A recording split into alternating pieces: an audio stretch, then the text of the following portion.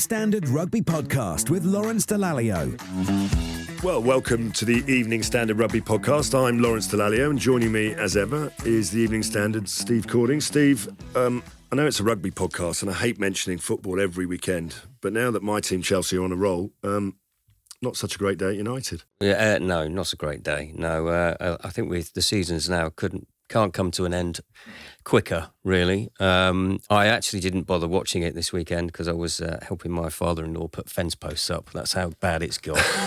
Well, listen, at least it allows Arsenal to take the title race to the end of the season. So yeah, fingers crossed for a London club to win it. That's all I'll say. Yeah. Well, listen, I shall introduce our first guest, and it's Harlequins Chief Executive Laurie Dalrymple. Laurie, today of all days, thank you for turning up. Thank you for Thanks for inviting me. Honouring your appointment in the VoxPod studios. I think after the highs and lows of the last couple of weekends, obviously going out to lose in the Champions Cup semi-final and I guess, unsurprisingly, off the back of a sort of 6-day or 5-day turnaround, pretty difficult for your guys to get it done down in Exeter. But the late bonus point at the end, I don't think, hopefully our listeners understand the significance of that. I mean, that was huge, wasn't it, to pick that up and cling on to something for this week? Yeah, absolutely. And thanks for inviting me on.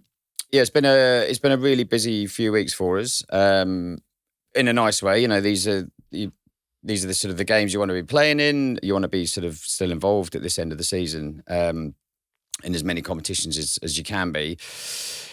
And yeah, I think emotionally, Toulouse probably was quite big for us. We put a lot of effort into the emotion of the week and getting the players into a space where, not just in terms of like the physicality of the game and the game plan to try and beat them, but also just the emotion of being in the club's first semi-final in the major European competition. So to go from that level in terms of preparation and planning and the emotional sort of wraparound to then what's considered, albeit we're at the business end of the Premiership as well, but a bit more of a standardised week. You know, it's as you would have, I'm sure, experienced in the past. So we went there. We only had 6 days, and also I think maybe didn't realise it quite at the time, but the travel takes a fair bit out. Like, you know, we've been down in south of France twice in 3 weeks. Both times we've chartered, so we're literally in and out.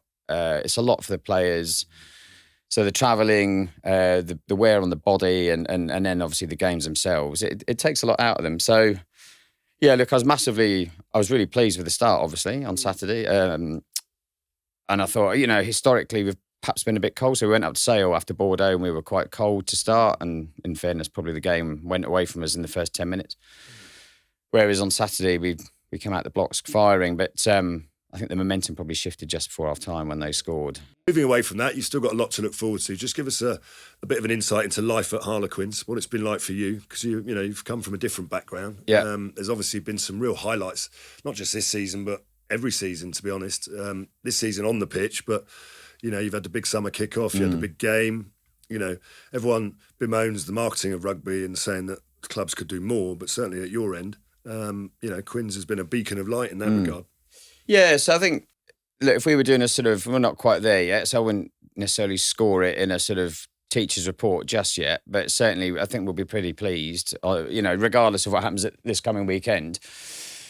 We've gone well in Europe, furthest we've been as a club. We're still in the playoff hunt, along with 6 others, which is pretty remarkable. And I'll come back to that in a sec, because I think the Premiership, despite I think what a lot of it is said, to your point, I think the Premiership's in pretty good health, actually. And certainly the foundations and the blocks are there to really sort of kick on if we all sort of combine and collaborate together. But for Quins, yeah, we've had a good 3 or 4 years. COVID was difficult, obviously, financially and for all the other reasons, but we came out of it as champions, and that really helped springboard so much of what we wanted to try and do commercially and as a group.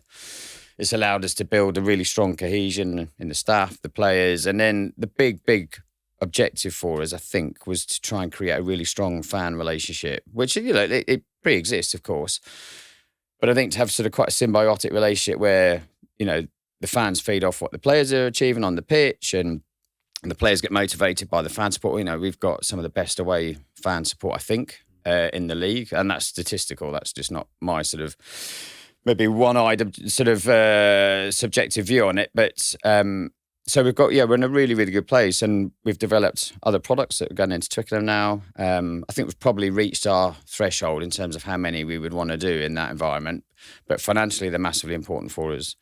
They're massively important to grow the game and the consuming audience as well. So TV audience, but in stadium, in bowl. And the dynamic of who's coming to big game, for example, and big summer kickoff is very different to the types of people that we get to the Stoop. Not least because the capacity, obviously, is much smaller at the Stoop. But a few weeks ago for the Northampton game, it was very family orientated, higher females, younger age demographic.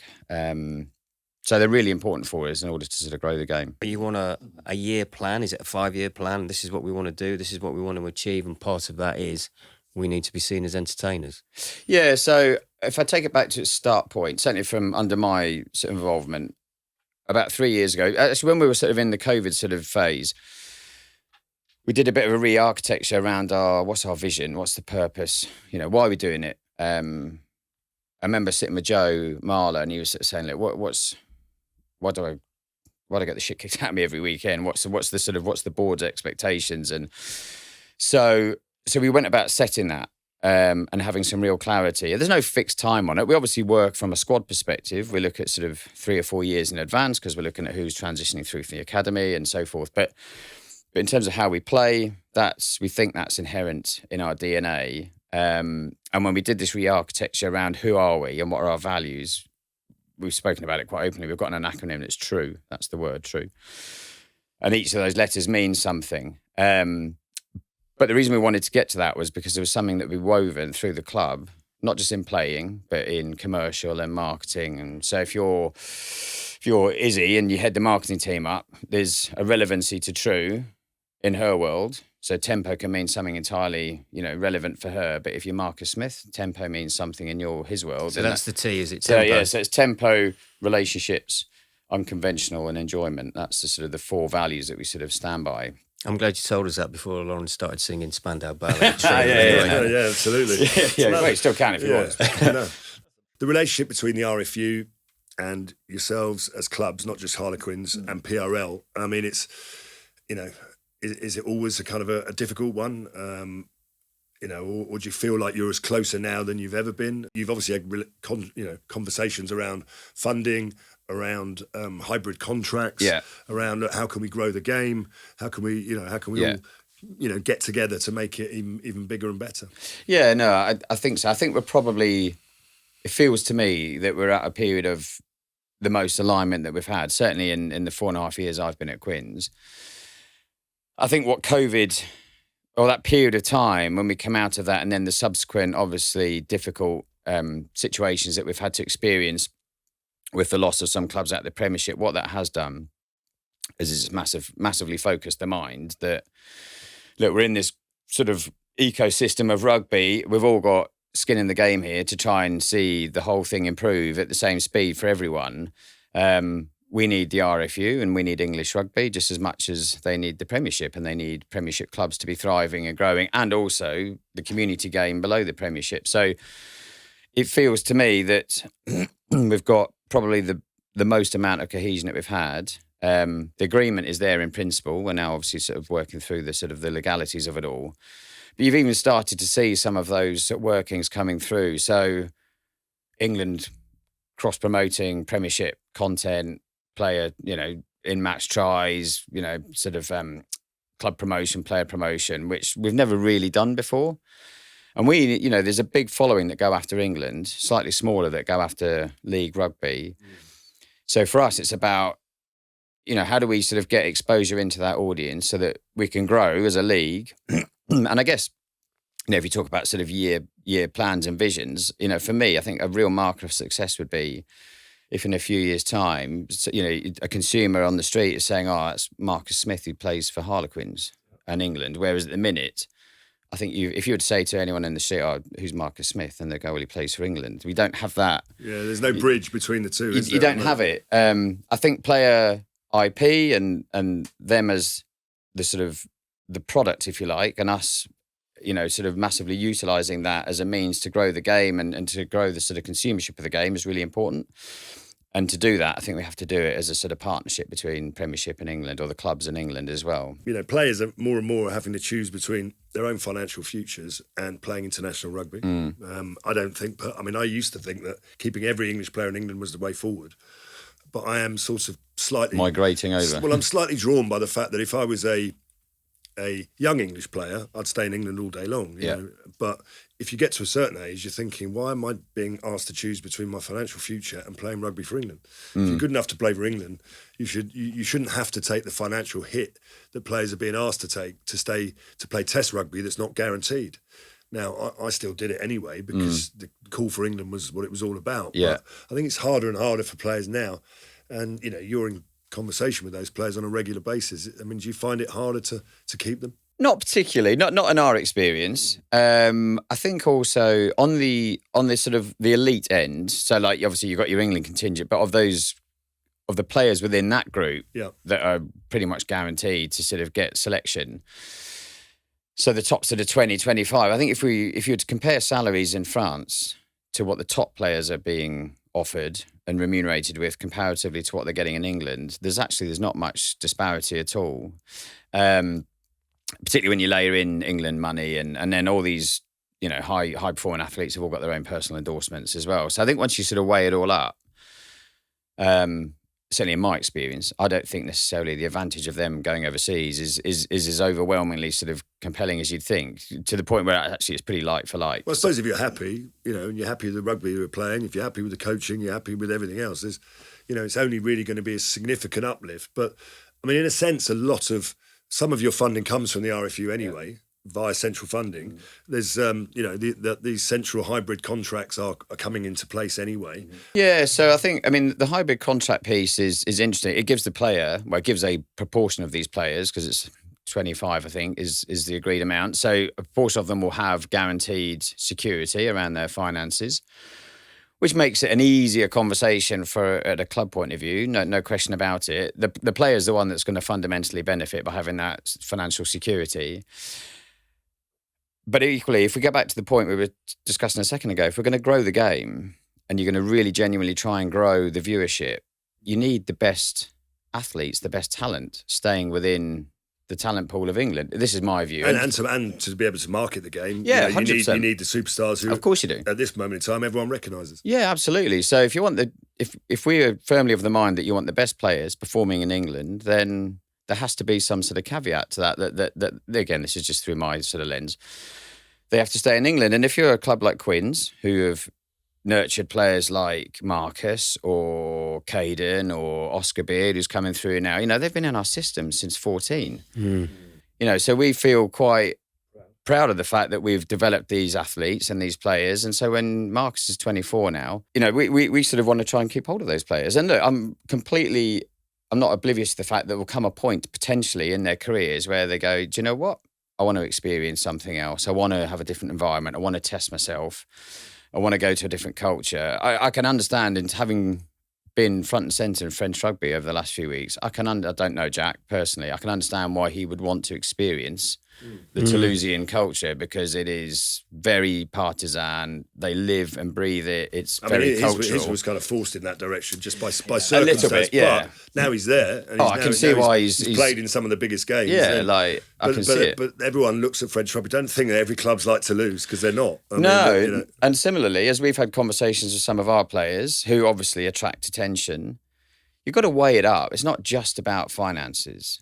But I think we've got to open up the sport to make it more enticing and more inviting. And if we do that, and I genuinely believe that as stakeholders, so Prem Rugby, RFU, clubs, and then I think the media's got a massive, really important role to play in all of this as well, if I'm honest, so that we're all aligned and we're seeing the positivity. So, for example, this season, I think viewing audiences are up 7 or 8% year on year. Attendances are up across the league. the competitiveness of the games. So tries scored, points differences. This is the most competitive league we've had in years. Do you feel that that's because the World Cup at the beginning of it, everyone's been forced into this kind of revised structure, and actually what it's felt like is there's been a few more blocks of games where fans and audiences can actually get their teeth stuck into. So once Six Nations was over and all your players are back, suddenly you're not losing players in between. And we had this kind of block of the Premiership picked up, and suddenly the run-in, every game's been awash with colour, it's been alive, the weather's been a little bit better, the score lines have been, unpredictable and high, and it feels like a different game. Yeah, look, I think there's absolute credibility in that. And I think, look, not underplaying or, how we got to the league construct that we have now, because that was obviously extremely sort of devastating and upsetting. But we've got a situation now where we can coexist with the test match rugby scene, and the Premiership can coexist at the same time, where we're not cannibalising each other's audiences. And you've got a higher quality and density of players in a smaller group of people. I mean, yeah, 100%. So, look, it's going to take a little bit of time. So this feels like the seminal moment where if we're going to now make this work, certainly in the short to medium term, so we can really commercialise and get the viewership of this league potential to the maximum it can be.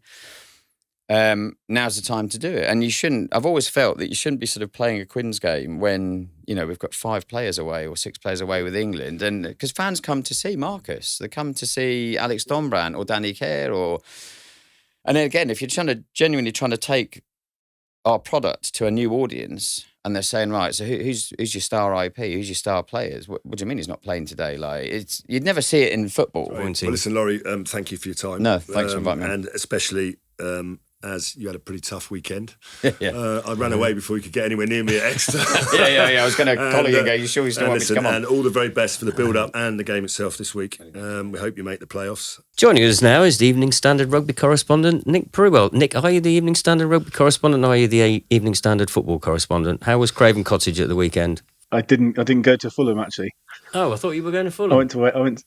I was meant to be, yeah, but I went to West Ham. Oh, go on the Irons. Late change. Was that David Moyes' last home game? Yeah, it was, yeah, absolutely. Nice send-off. And academy graduate George Earthy scored his first ever Premier League goal with his first touch off the bench, so it's all good. There you go. So let's look ahead to this weekend, shall we? When I presume you'll be back on the rugby beats because there's an awful lot of it going on all at the same time. We have the games kicking off simultaneously at 3:05. Don't know why it's 3:05.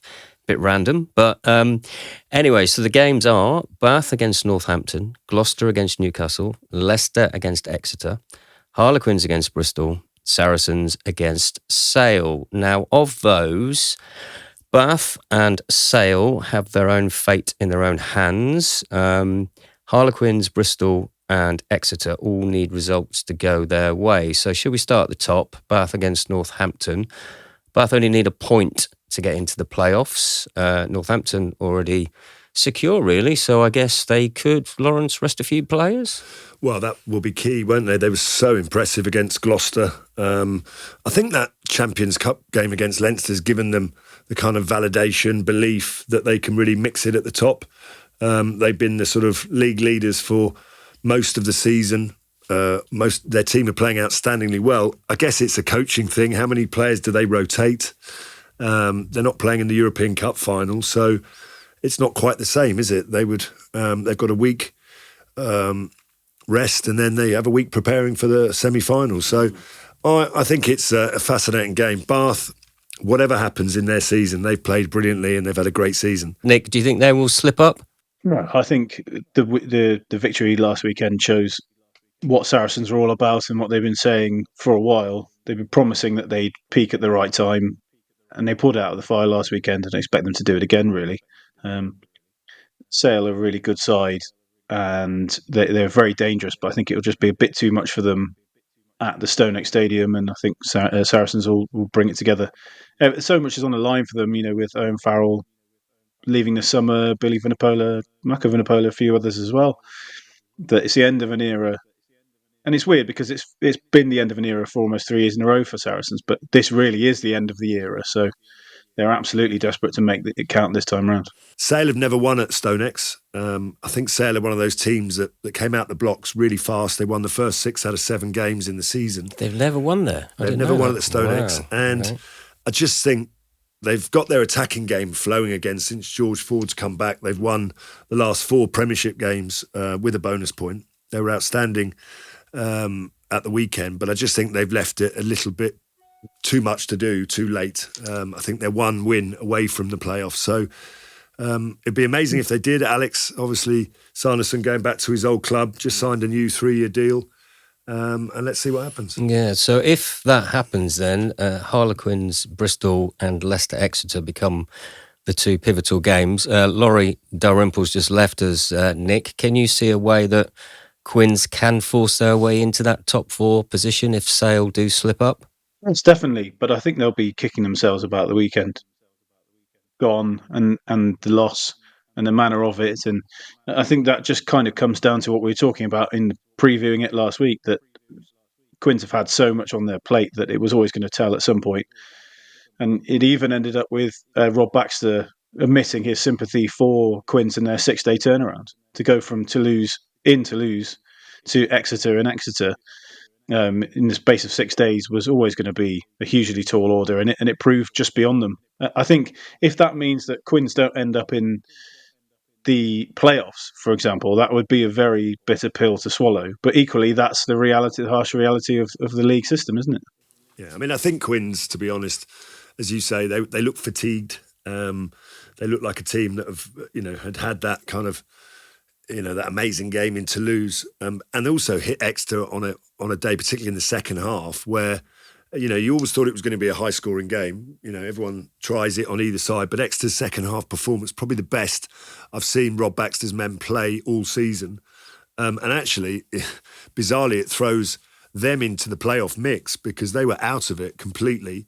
They've got to go to Leicester to get 5 points maximum, and if they do that, and even if Quins were to get 5 points against Bristol, then Exeter have got 1 more win than Harlequins, and they would qualify for the playoffs. Because it's wins first, then it's points difference, and then it's points scored. Yeah, is that right? Absolutely. Yeah. But listen, Quins with their last minute bonus point have